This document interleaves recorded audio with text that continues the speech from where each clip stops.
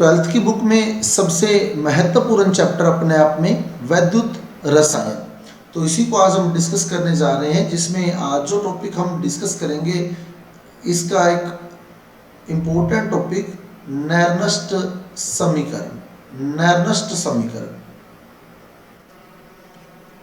इससे न्यूमेरिकल भी आता है और डायरेक्ट इक्वेशन देके आपके क्वेश्चन भी आपसे पुट किया जा सकता है। सबसे पहले तो जनरल इंट्रोडक्शन करें हम। वैद्युत रसायन शब्द जो है, नैर्नस्ट समीकरण को डिस्कस करने से पहले हम वैद्युत रसायन का अगर जनरल इंट्रोडक्शन करें तो वैद्युत रसायन, तो वैद्युत रसायन में दो शब्द हैं, एक वैद्युत और एक रसायन। वैद्युत शब्द आया है वैद्युत ऊर्जा या विद्युत ऊर्जा के लिए, और रसायन शब्द आया है रासायनिक ऊर्जा के लिए। वैद्युत शब्द वैद्युत ऊर्जा या विद्युत ऊर्जा को व्यक्त कर रहा है, रसायन शब्द रासायनिक ऊर्जा को व्यक्त कर रहा है। अब विद्युत ऊर्जा का रूपांतरण होता है रासायनिक ऊर्जा में, और रासायनिक ऊर्जा का रूपांतरण होता है विद्युत ऊर्जा में। विद्युत ऊर्जा का रूपांतरण रासायनिक ऊर्जा में और रासायनिक ऊर्जा का रूपांतरण विद्युत ऊर्जा में होता है।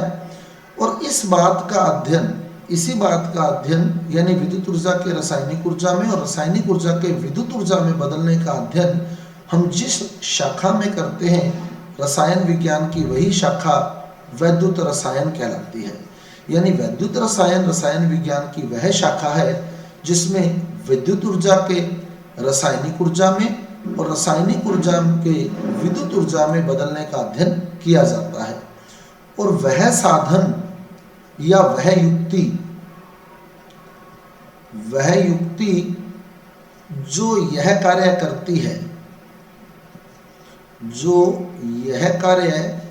करती है, कौन सा कार्य है? जो विद्युत ऊर्जा को रासायनिक ऊर्जा में बदलती है या रासायनिक ऊर्जा को विद्युत ऊर्जा में बदलती है, उस युक्ति को हम सेल कहते हैं। वो युक्ति जो है सेल कहलाती है। तो यानी सेल वह युक्ति है या सेल वह साधन है जो वैद्युत ऊर्जा को रासायनिक ऊर्जा में या रासायनिक ऊर्जा को वैद्युत ऊर्जा में बदल देता है। इस आधार पर जो सेल होते हैं वो दो प्रकार के होते हैं। सेल दो प्रकार के होते हैं। एक तो ऐसे सेल जो वैद्युत ऊर्जा को रासायनिक ऊर्जा में बदलेंगे,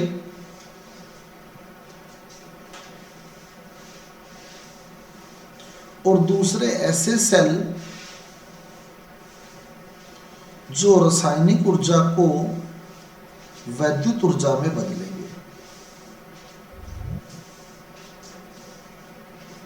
तो वैद्युत रसायन दो शब्दों से बना है, एक तो वैद्युत और एक रसायन। वैद्युत शब्द वैद्युत ऊर्जा को शो कर रहा है, रसायन शब्द रासायनिक ऊर्जा को शो कर रहा है। तो वैद्युत ऊर्जा बदलती है रासायनिक ऊर्जा में और रासायनिक ऊर्जा बदलती है वैद्युत ऊर्जा में। इस बात का अध्ययन हम जिस शाखा में करते हैं वही शाखा वैद्युत रसायन कहलाती है। और जो युक्ति ये काम करती है, यानी वैद्युत ऊर्जा को रासायनिक ऊर्जा में या रासायनिक ऊर्जा को वैद्युत ऊर्जा में बदलती है, उस युक्ति को हम लोग सेल कहते हैं। यानी सेल वह साधन है जो वैद्युत ऊर्जा को रासायनिक ऊर्जा में और रासायनिक ऊर्जा को वैद्युत ऊर्जा में बदल देता है। तो इस आधार पर सेल दो प्रकार के हैं, तो जो वैद्युत ऊर्जा को रासायनिक ऊर्जा में बदलेंगे और दूसरे जो रासायनिक ऊर्जा को वैद्युत ऊर्जा में बदलेंगे। जो वैद्युत ऊर्जा को रासायनिक ऊर्जा में बदलते हैं ऐसे सेल विद्युत अपघटनी या वैद्युत अपघटनी सेल कहलाते हैं। विद्युत अपघटनी या वैद्युत अपघटनी सेल कहलाते हैं। और जो रासायनिक ऊर्जा को विद्युत ऊर्जा में बदलते हैं ऐसे सेलों को वैद्युत रासायनिक सेल कहते हैं। वैद्युत रासायनिक सेल कहते हैं।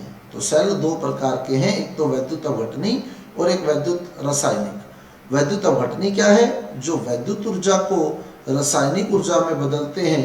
और वैद्युत रासायनिक क्या है? जो रासायनिक ऊर्जा को वैद्युत ऊर्जा में बदलते हैं। तो सेल दो प्रकार के होते हैं, एक तो जो वैद्युत ऊर्जा को रासायनिक ऊर्जा में बदलते हैं और दूसरे जो रासायनिक ऊर्जा को वैद्युत ऊर्जा में बदलते हैं, और जो सेल रासायनिक ऊर्जा को वैद्युत ऊर्जा में बदलते हैं उन सेलों को हम वैद्युत रासायनिक सेल कहते हैं। और डेनियल सेल इसका सबसे महत्वपूर्ण उदाहरण है। इसका सबसे महत्वपूर्ण उदाहरण है डेनियल सेल। डेनियल सेल या आप कह सकते हैं galvanic cell. Galvanic cell, Daniell cell या गैल्वेनिक सेल वैद्युत रासायनिक सेलों का सबसे महत्वपूर्ण उदाहरण है। तो फिर देख लें, हमारे पास दो शब्द हैं, एक वैद्युत और एक रसायन। वैद्युत शब्द वैद्युत ऊर्जा को, रसायन शब्द रासायनिक ऊर्जा को व्यक्त कर रहा है। तो वैद्युत ऊर्जा बदलती है रासायनिक ऊर्जा में, रासायनिक ऊर्जा बदलती है वैद्युत ऊर्जा में। इसका अध्ययन हम जिस शाखा में करते हैं वो शाखा वैद्युत रसायन है। और जो साधन या जो ये युक्ति ये काम करती है, यानी विद्युत ऊर्जा को रासायनिक ऊर्जा में बदलती है या रासायनिक ऊर्जा को विद्युत ऊर्जा में बदलती है, उस युक्ति को हम लोग सेल कहते हैं। इस आधार पर सेल दो प्रकार के हैं, एक तो जो वैद्युत ऊर्जा को रासायनिक ऊर्जा में बदलेंगे और दूसरे जो रासायनिक ऊर्जा को वैद्युत ऊर्जा में बदलेंगे।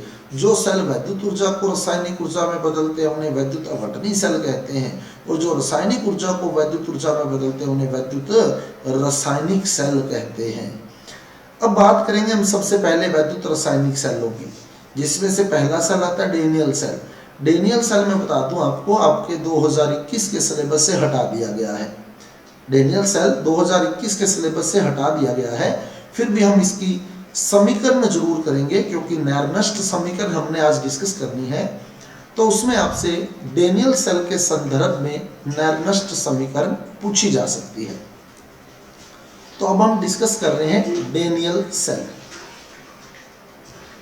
सिर्फ समीकरण। डेनियल सेल, डेनियल सेल में दो इलेक्ट्रोड है। कोई भी सेल हो उसमें दो इलेक्ट्रोड होते हैं, एक एनोड और एक कैथोड। एक एनोड और एक कैथोड। एनोड क्या होता है? जिसपे ऑक्सीकरण की क्रिया होती है उसे हम एनोड कहते हैं। और कैथोड क्या होता है? जिस पर अपचयन की क्रिया होती है उसे हम कैथोड कहते हैं। जिस पर ऑक्सीकरण होता है उसे एनोड, और जिस पर अपचयन होता है उसे कैथोड कहते हैं।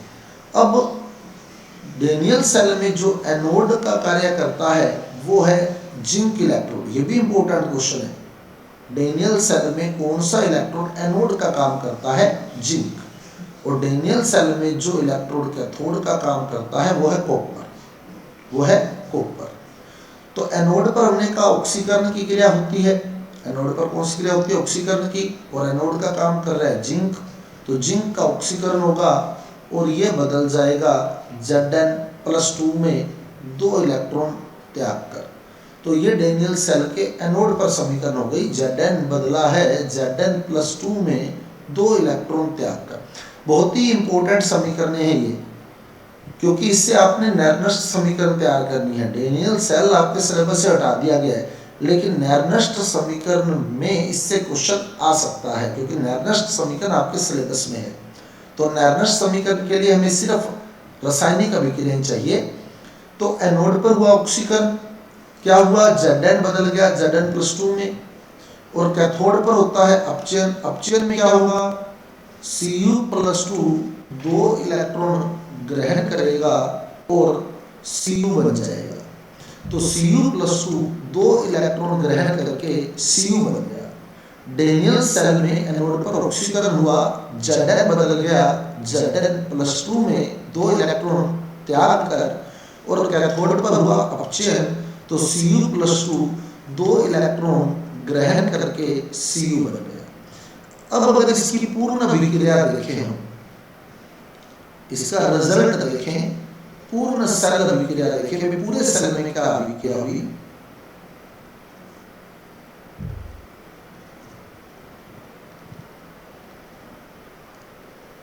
पूर्ण सेल अभिक्रिया, तो फिर दो इलेक्ट्रॉन से दो इलेक्ट्रॉन कट जाएंगे, दोनों अपोजिट साइड है। तो क्या बचेगा? Zn + Cu+2 equal to Zn+2 plus C. तो यहां से आ गया क्या, Zn, और यहां से Cu प्लस 2, ये तो अभिकारक हो गए, ये एरो का निशान आ गया बीच में, तो ये एरो का निशान आ गया, क्या बना, Zn प्लस 2 प्लस सी। तो ये डेनियल सेल की ओवरऑल अभिक्रिया हुई, क्या, Zn plus Cu plus 2 equal to Zn plus 2 plus C. अब आता है हमारे पास डेनियल सेल का सेल आरेख, ये ही इंपॉर्टेंट है, यहां से क्वेश्चन निकलेगा आपके।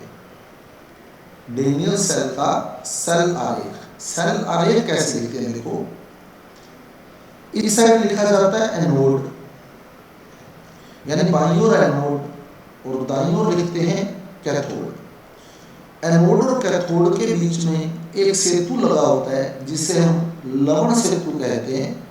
वो अब ये सिलेबस से हट गया तो हम इसकी ज़्यादा डिटेल नहीं करेंगे, सिर्फ हमें ये सेल आरेख समझना है। तो एनोड और कैथोड के बीच में एक लवण सेतु लगा होता है, लवण सेतु।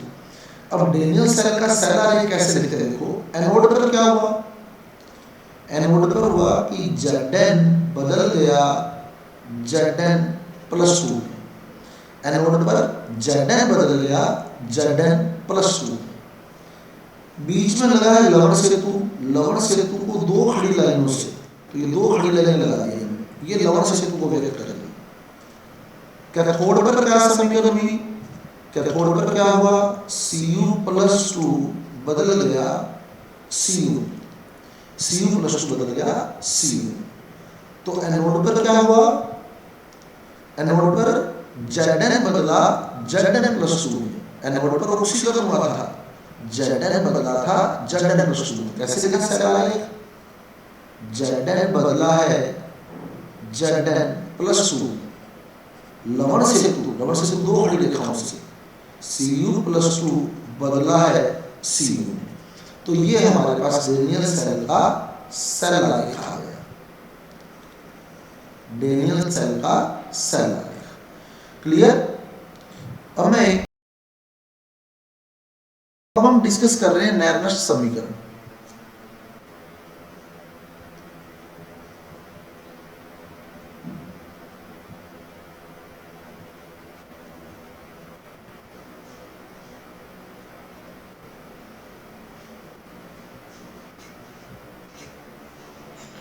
नैर्नस्ट समीकरण, नैर्नस्ट समीकरण क्या कहती है हमारे को, तो इसके लिए आपको एक बेसिक समीकरण याद करनी पड़ेगी, क्या, delta Z equal to delta Z naught plus RT natural log KC। Delta G equal to delta G naught plus RT natural log KC।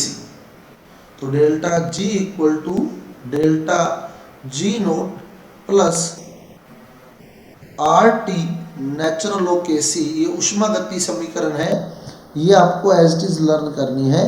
Delta G equal to delta G naught, delta G क्या है, delta G है यहाँ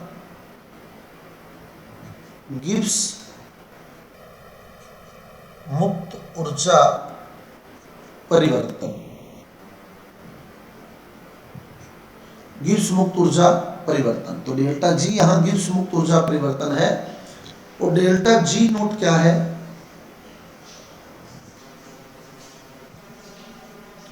मानक Gibbs मुक्त ऊर्जा परिवर्तन, मानक Gibbs मुक्त ऊर्जा परिवर्तन।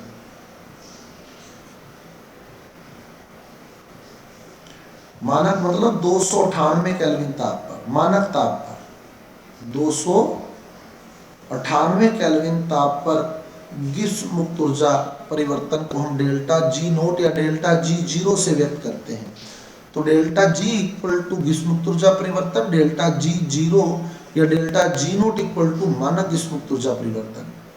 R जो है वो गैस नियतांक है, गैस नियतांक।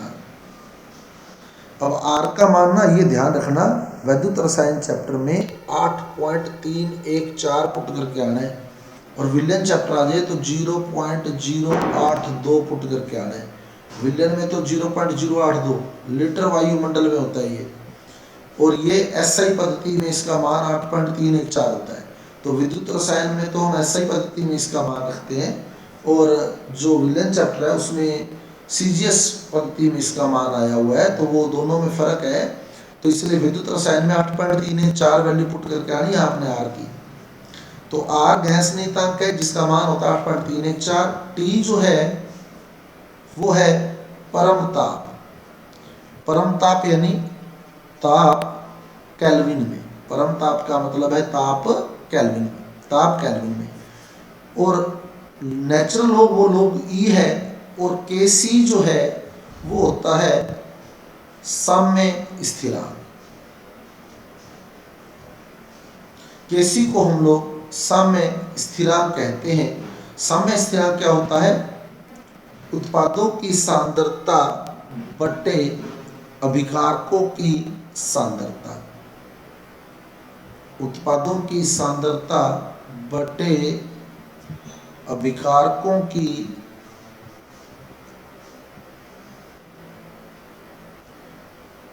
सांद्रता, ये होता है हमारे पास साम्य स्थिरांक।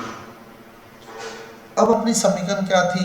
Delta G equal to delta G zero plus R T natural of K C, delta G equal to delta G naught plus R T natural of K C.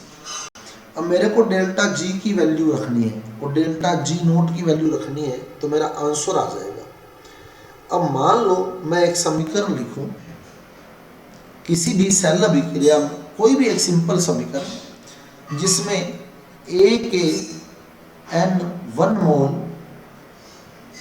B के n2 मोल से क्रिया करके सी के m1 मोल और D के m2 मोल बना रहे हैं। ए के n1 मोल, बी के n2 मोल से क्रिया करके सी के m1 मोल तथा डी के m2 मोल बना रहे हैं। अब देखो क्या हुआ, मान लो इस अभिक्रिया में n मोल इलेक्ट्रॉन यूज हुए। कितने मोल इलेक्ट्रॉन? n मोल इलेक्ट्रॉन। अब ये n मोल इलेक्ट्रॉन क्या, देखो मैं वापिस ऊपर चलूंगा। डेनियल सेल हमने डिस्कस किया था, डेनियल सेल। तो हमने कहा था Zn जो है वो 2 इलेक्ट्रॉन त्याग रहा है, Cu+2 जो है वो 2 इलेक्ट्रॉन ग्रहण कर रहा है। तो Zn+2 ने जो 2 इलेक्ट्रॉन त्यागे थे ना, वही 2 इलेक्ट्रॉन Cu+2 ने ग्रहण किए थे। इसका मतलब इस अभिक्रिया में 2 मोल इलेक्ट्रॉन यूज हुए। इस अभिक्रिया में 2 मोल इलेक्ट्रॉन यूज हुए। Zn+2 ने जो 2 मोल इलेक्ट्रॉन त्यागे, वही 2 मोल इलेक्ट्रॉन Cu+2 ने ग्रहण किए हैं। क्लियर? Zn+2 जो 2 मोल इलेक्ट्रॉन त्यागता है, वही 2 मोल इलेक्ट्रॉन Cu+2 ग्रहण करता है। इसका मतलब इस अभिक्रिया में 2 मोल इलेक्ट्रॉन प्रयुक्त हुए हैं, यूज हुए हैं। तो अपने ये मानना है कि इस अभिक्रिया में n मोल इलेक्ट्रॉन यूज हुए हैं।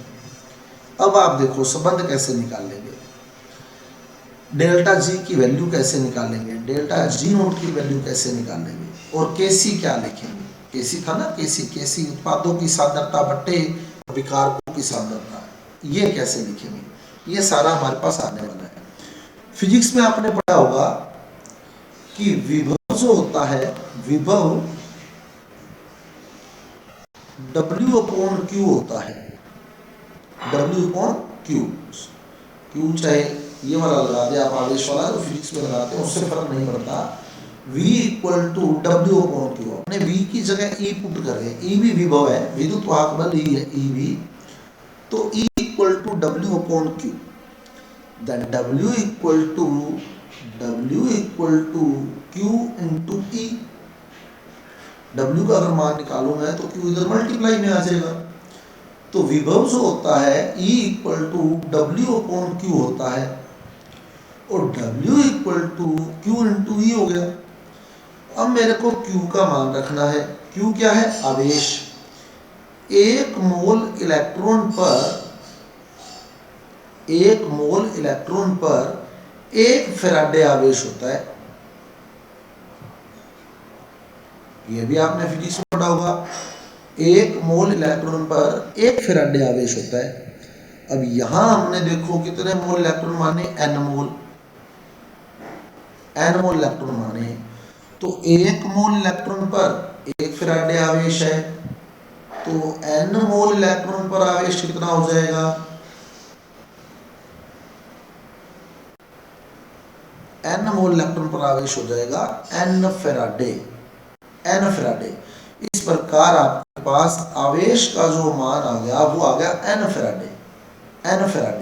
तो अगर आवेश को मैं n फैराडे रख दूं तो मेरे पास W बराबर आ जाएगा n Faraday E। W equal to n Faraday E। तो W equal to n Faraday E आ गया। और W क्या है? कार्य क्या है? गिब्स मुक्त ऊर्जा में होने वाली कमी के बराबर है। यानी W जो होता है वो माइनस डेल्टा G होता है। Minus delta G। फिर क्लियर कर लो कैसे। मेरे अंदर थी 100 कैलोरी, कार्य कर दिया मैंने 20 का, तो मेरे अंदर रह गई 80 कैलोरी। तो गिब्स मुक्त ऊर्जा में आने वाली कमी किए गए कार्य के बराबर होती है। तो माइनस डेल्टा जी मतलब होगा गिब्स मुक्त ऊर्जा में आने वाली कमी किए गए कार्य के बराबर होती है। तो W equal to minus delta G. तो delta G equal to minus W। तो W equal to minus delta G, या हम कहते हैं delta G equal to minus W। तो W का मान रख दो। W का मान क्या है? n Faraday E। तो अगर मैं W का मान रखूं n फैराडे E तो डेल्टा G बराबर माइनस n फैराडे E बन जाएगा। डेल्टा G बराबर माइनस n फैराडे E।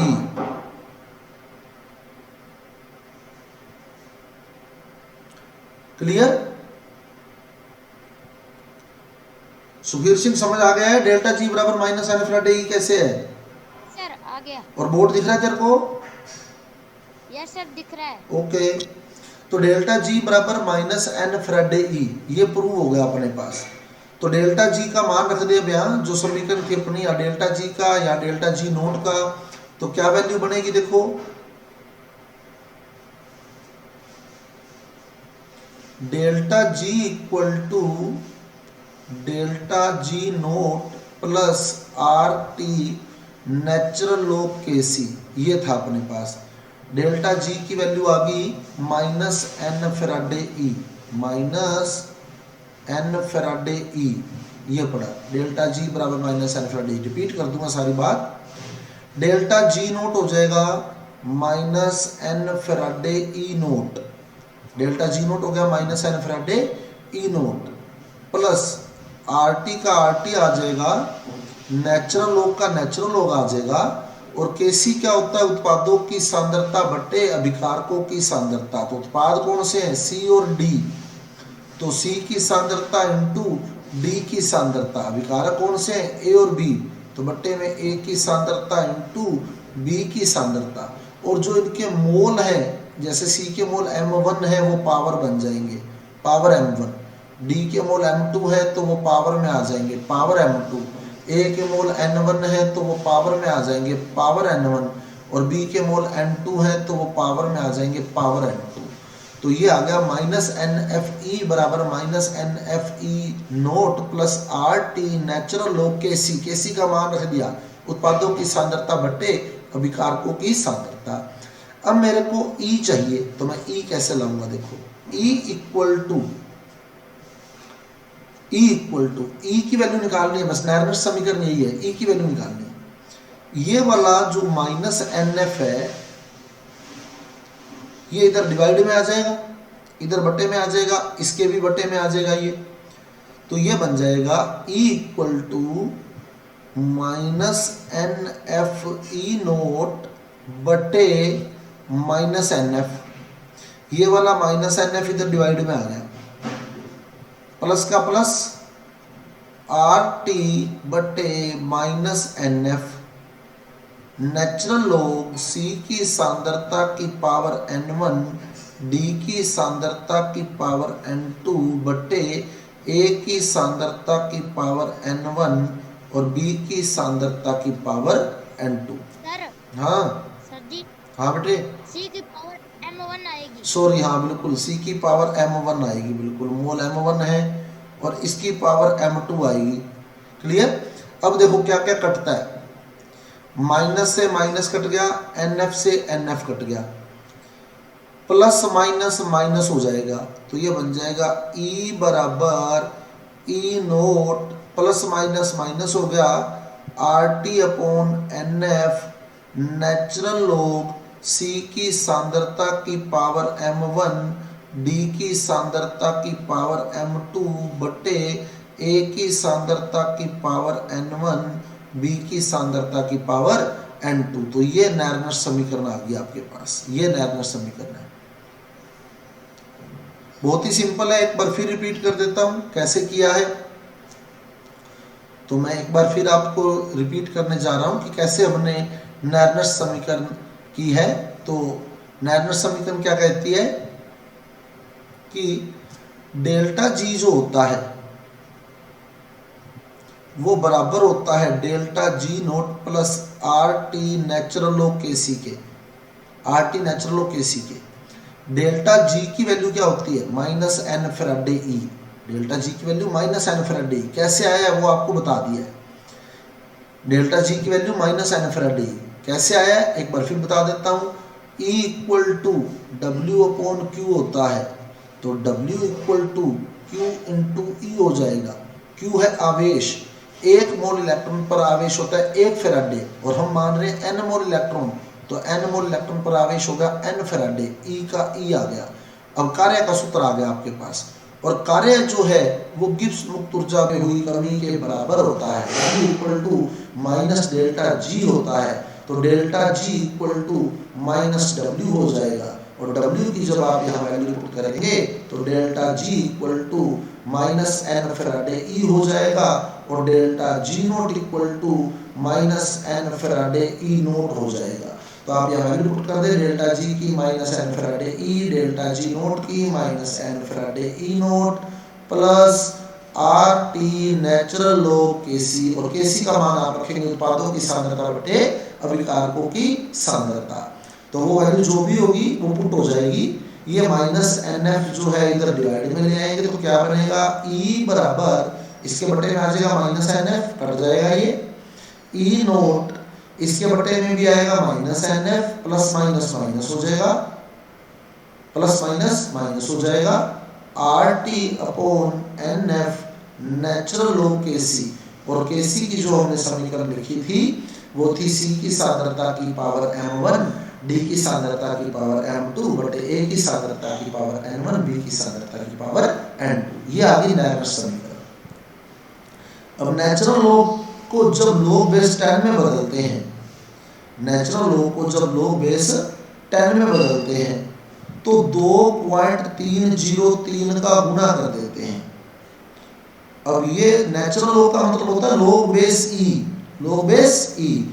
अब हमने इसको लॉग बेस 10 में बदल दिया, और जब लॉग बेस ई को लॉग बेस 10 में बदलते हैं तो 2.303 का गुणा कर देते हैं। अब ये लॉग बेस 10 है, यहाँ हमने 2.303 का गुणा कर दिया है।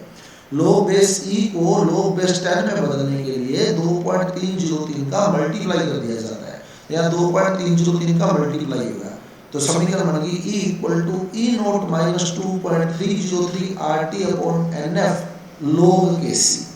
अब देखिए क्या होगा।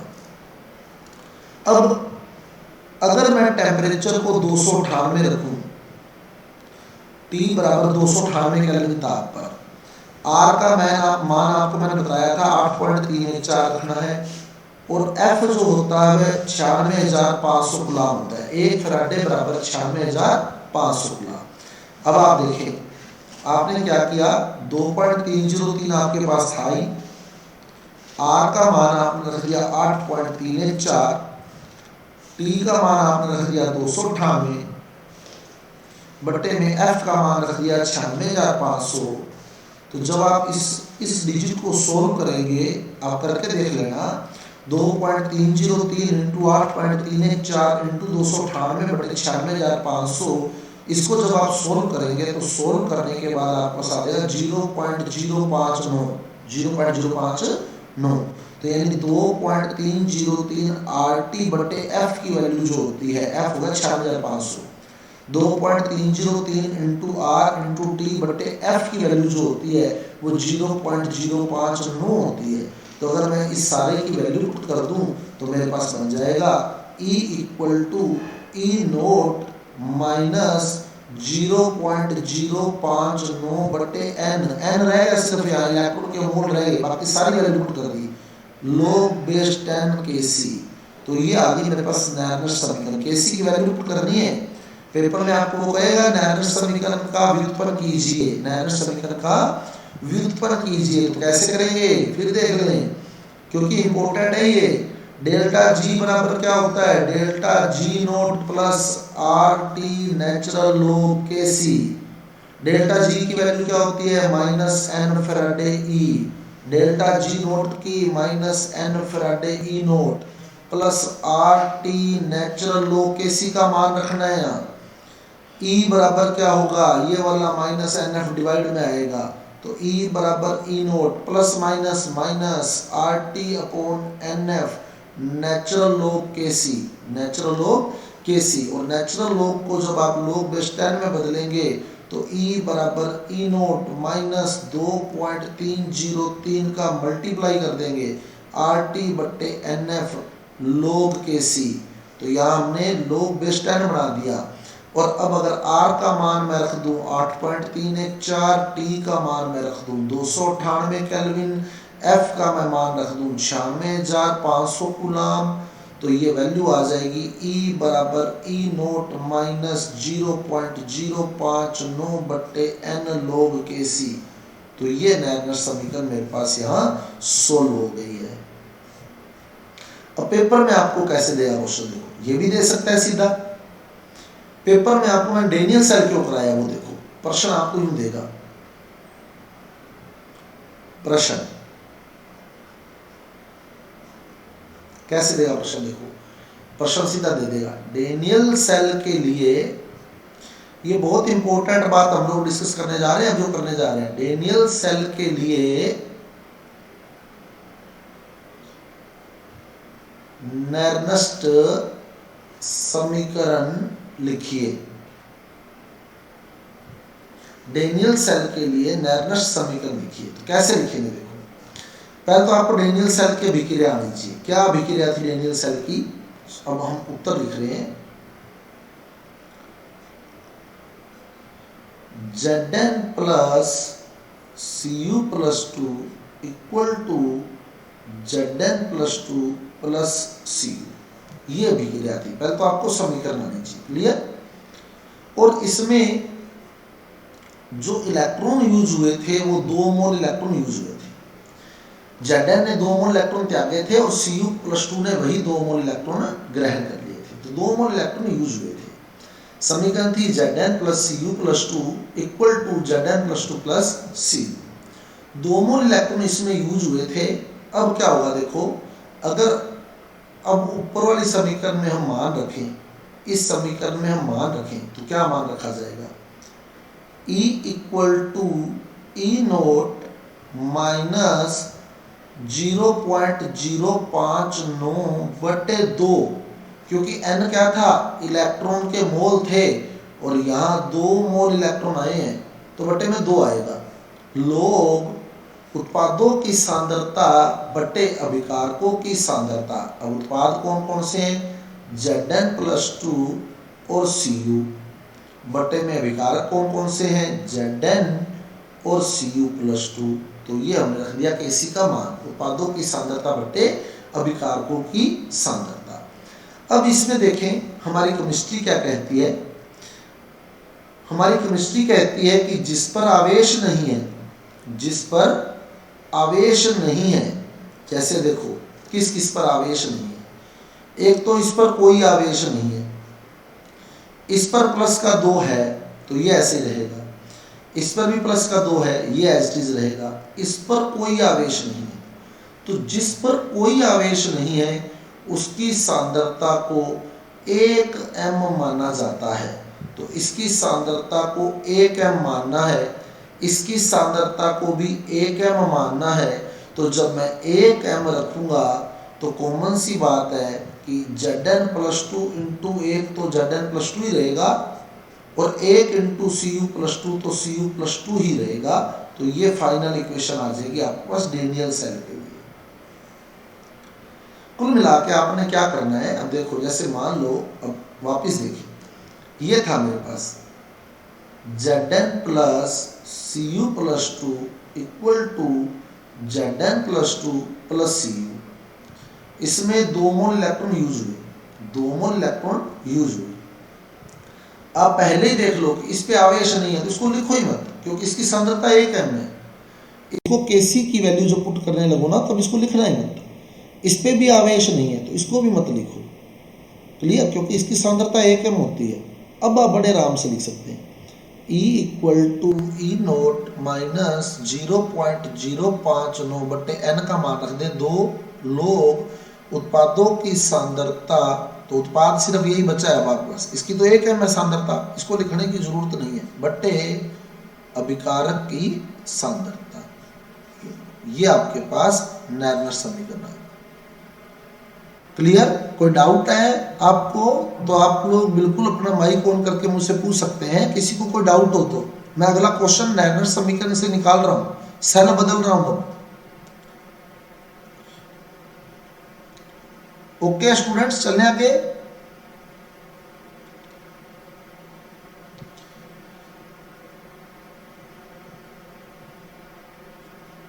स्टूडेंट्स एक बार चैट बॉक्स में रिप्लाई कर दीजिए, चलने आगे।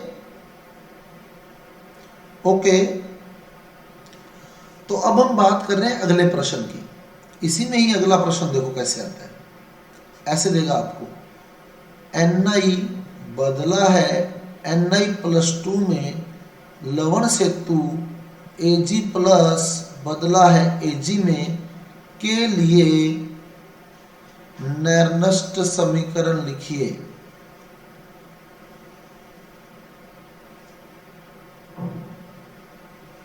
के लिए नैर्नस्ट समीकरण लिखिए। ऐसे सेल दे देगा कोई भी सेल आरेख, इसीलिए वो सेल आरेख आपको समझाया था मैंने।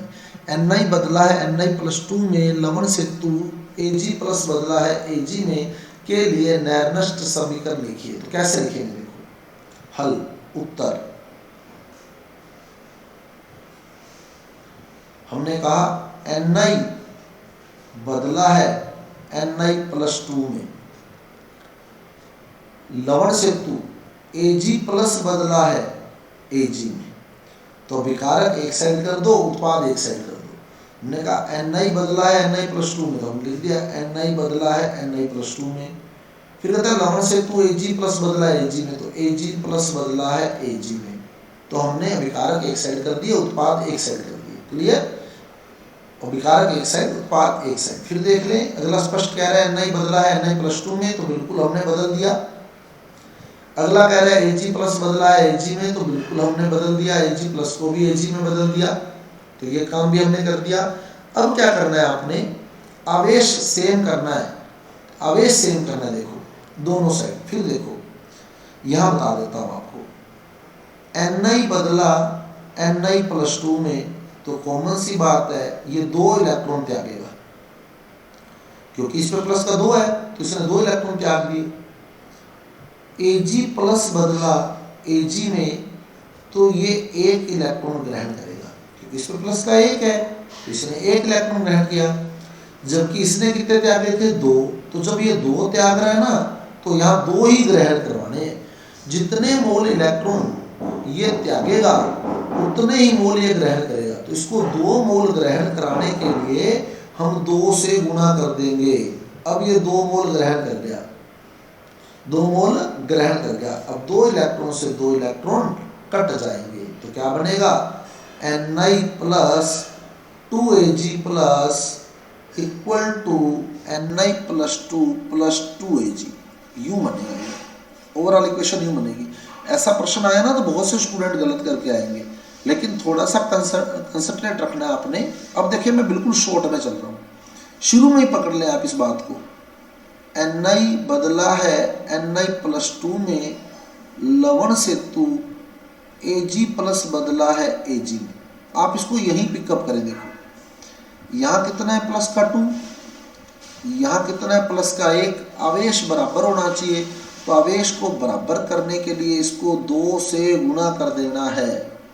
क्लियर? आवेश को बराबर करने के लिए इसको 2 से गुणा कर देना है। यही क्लियर कर लें इस बात को, तो अब आपकी समीकरण बहुत इजी हो जाएगी। अब आप डायरेक्ट लिख सकते हैं, क्या क्या लिखेंगे? Ni बदला है Ni+2 में लवण सेतु 2Ag प्लस बदला है Ag में। तो अब आपकी डायरेक्ट ये वाली मैच करेगी। देखो तो सीधा सोचो इस बात को। अब आप नैनर समीकरण लिख दें। नैनर समीकरण क्या है? E इक्वल टू माइनस 0.059/2 जितना आवेश होता है। अब आप देखो आपने आवेश बराबर कर दिया, इधर देख लो प्लस का 2 है, इधर देखोगे तो भी प्लस का 2 है। इसका मतलब इसने 2 मोल इलेक्ट्रॉन त्याग गए और इसने 2 मोल इलेक्ट्रॉन ग्रहण कर लिए। तो E equal to E0 minus 0.059/2 लो उत्पादों की सांद्रता बट्टे अभिकारकों की सांद्रता। तो इसकी सांद्रता लिखनी नहीं, ठोस है। इसकी सांद्रता ये 2 Ag आएंगे, इसकी सांद्रता लिखनी नहीं, ये भी ठोस है।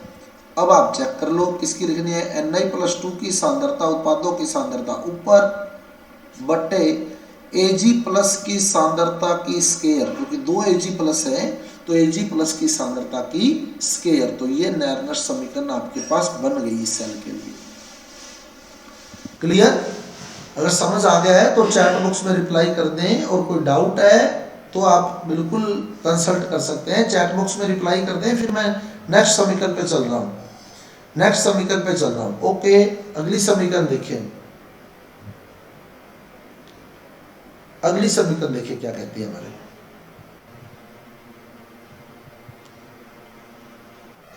इसी प्रकार की समीकरण नेक्स्ट समीकरण है, सेम ऐसी ही अभिक्रिया। नेक्स्ट समीकरण पे हम चल रहे हैं। समीकरण दे दी हमारे को, क्वेश्चन दिया, प्रश्न Al बदला है Al+3 में, Al बदला है Al+3 में लवण सेतु Ni+2 बदला है Ni में। ये दे दिया मेरे को। Al बदला है Al+3 में, लवण सेतु Ni+2 बदला है Ni में। अब पहला काम आपका यह है कि आपने आवेश बराबर करना है। अब कैसे बराबर करेंगे? चैट बॉक्स में रिप्लाई करके बताएं कैसे बराबर करेंगे आवेश।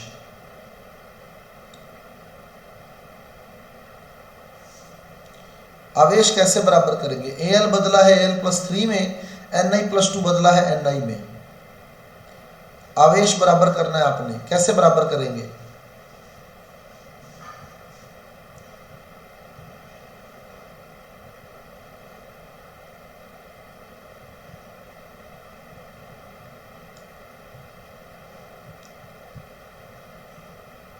Al बदला है Al+3 में, Ni+2 बदला है Ni में। आवेश बराबर करना है, कैसे बराबर करेंगे?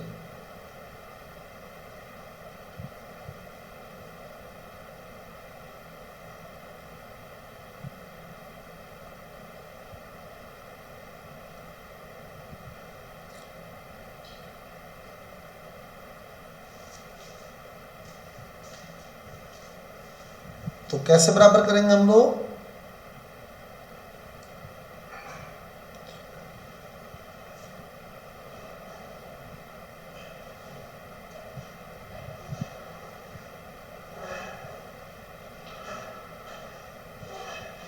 बिल्कुल हम क्या करेंगे, जो Al है, Al, अब देखो Al बदला है Al+3 में, तो इस पे तो प्लस का 3 है, और Ni+2 बदला है Ni में, इस पे प्लस का 2 है।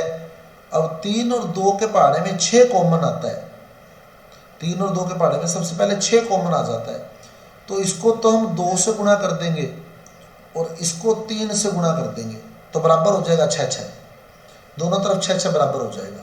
तो अब आपका सॉल्यूशन निकल जाएगा या हल निकल जाएगा। सबसे पहला काम आपका ये आपने आवेश सेम करना है। अब आपका सॉल्यूशन निकल गया क्या, 2al बदले 2al प्लस 3 में और 3ni प्लस 2 बदले 3ni में। तो ये समीकरण बन गई, 2al बदले 2al प्लस 3 में और 3ni प्लस 2 बदले 3ni में। अब कैसे लिखेंगे, E equal to E naught minus 0.059 बट्टे, अब बताओ बट्टे में कितने इलेक्ट्रॉन लिखे, बट्टे में कितने इलेक्ट्रॉन लिखे, बट्टे में n का मान कितना लिखूं बट्टे में, बिल्कुल 6 लिखेंगे n का मान। n का जो मान है वो लिख देंगे हम कितना, 6, क्योंकि इधर भी आवेश 6 है इधर भी आवेश 6 है, तो मतलब n का मान 6 है। तो E equal to E naught minus 0.059 बट्टे 6 लोग उत्पादों की सांद्रता बट्टे अभिकारकों की सांद्रता। इसकी सांद्रता लिखनी नहीं, इसकी सांद्रता लिखनी नहीं, तो लिख दे, क्या लिखेंगे, Al प्लस 3 की सांद्रता की स्क्वायर बट्टे Ni प्लस 2 की सांद्रता की क्यूब। तो ये आपकी नैर्नस्ट समीकरण बन जाएगी इस अभिक्रिया के लिए। तो आपको हर प्रकार के अभिक्रिया की नैर्नस्ट समीकरण मेरे द्वारा बता दी गई है। और स्टूडेंट्स कल हम इससे रिलेटेड न्यूमेरिकल डिस्कस करने वाले हैं, बहुत ही बढ़िया न्यूमेरिकल इससे निकलते हैं और कल की क्लास के अंदर हम इसके न्यूमेरिकल डिस्कस करेंगे। तो यदि आपको कोई डाउट है तो आप लोग चैट बॉक्स में रिप्लाई करके अपना क्वेश्चन पुट कर सकते हैं। किसी भी स्टूडेंट्स को डाउट है तो आप चैट बॉक्स में रिप्लाई करें और अपना क्वेश्चन पुट कर दें।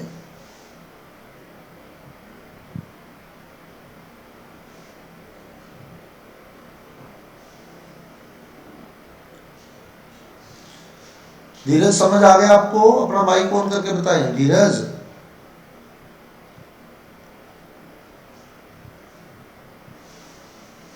धीरज टॉपिक क्लियर है? Yes sir. Okay Ravi ji आपको? Yes sir. सुखवीर सिंह?